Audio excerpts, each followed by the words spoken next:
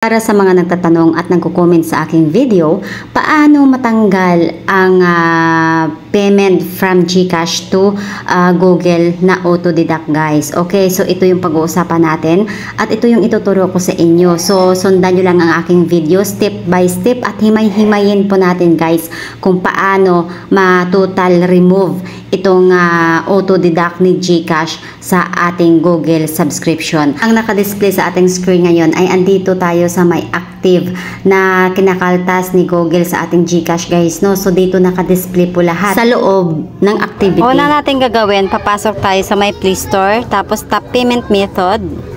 Ayan, make it sure, guys, na nakapasok tayo sa ating Gmail kung saan naka-associate yung ating subscription. Ayan, tap natin yung payment method, no? Pagka-tap mo ng payment method, dito sa ibabaw, naka-display yung ating GCash account or number, no? Tapos, tap mo yung more payment method. Tapos, antayin mo lang habang naglo-loading, guys. So, pagkapasok natin dito, ayan, tap natin yung tatlong dot, make it sure na naka-desktop site po tayo. Alright. So, pagkapasok natin dito, guys, tap natin yung payment method. So, ayan po, ang GCash naka-display. Ngayon, ang gagawin natin is, next, guys, is tap natin yung subscription and services. Ayan. So, itong naka-display sa ating screen, ito yung ating GCash account kung saan nag-auto-deduct si Google One. Ayan. So, tap mo yung manage, guys, sa may baba ng Google, no? Ayan, sundan mo lang yung ating red na arrow. Then sa page na to, makikita mo yung transaction. Kung magkano yung binabawas ni Google sa ating GCash at naka-display din po yung ating GCash account kung saan nag-auto-deduct si Google One, guys. Ayan, so makikita mo lahat yan. Pwede mo itap yung view transaction, no?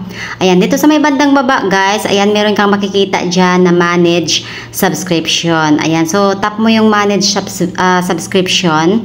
Ayan, tapos sa may part na to, guys, babasahin nyo lang po ng maigi. Ayan, so syempre ang pipiliin natin is canceling, guys. So syempre dito tayo sa may cancel membership. Ayan, tap mo po yung cancel membership. Ayan, so dito sa may gilid meron ditong cancel, so tap mo lang yan. Tapos dito sa may bandang baba, ayan, tatanungin ka pa rin ni Google kung talagang sigurado ka ba daw na ika-cancel mo yung iyong membership, guys. So tap mo lang yung cancel membership.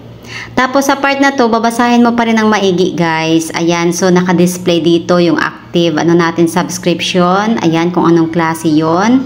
Ayan, so dahil gigabyte yung inano natin dito, guys, no, binabayaran monthly. Tapos tap learn more about subscription. Tapos dito sa may taas, no, may box dyan, I'm not a robot. So check mo lang yung box.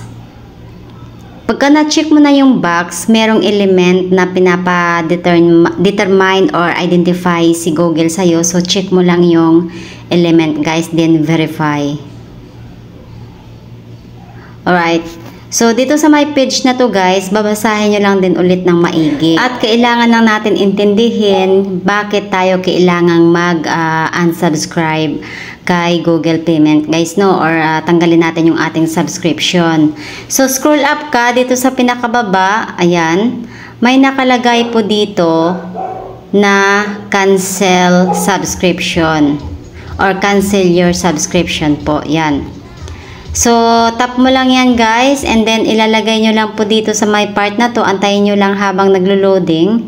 Ayan, ano nyo lang, yes nyo lang yan. Ayan, tap mo lang yung yes kasi make it sure na yung inyong naka-associate na email tama. So, tap yes. Ayan, tapos sa may bandang baba, guys, yung 30 GB, ito yung ating binili dito kay Google One, no? Ayan, so tap mo lang yung yes, no? Ayan. So, pagka-tap mo ng yes, guys, meron dito nakalagay na kung talagang sigurado na ikaw yung nagpapa-cancel ng iyong subscription. Ayan, may mga katanungan ng si Google. So, tap mo lang din yung yes. Ayan.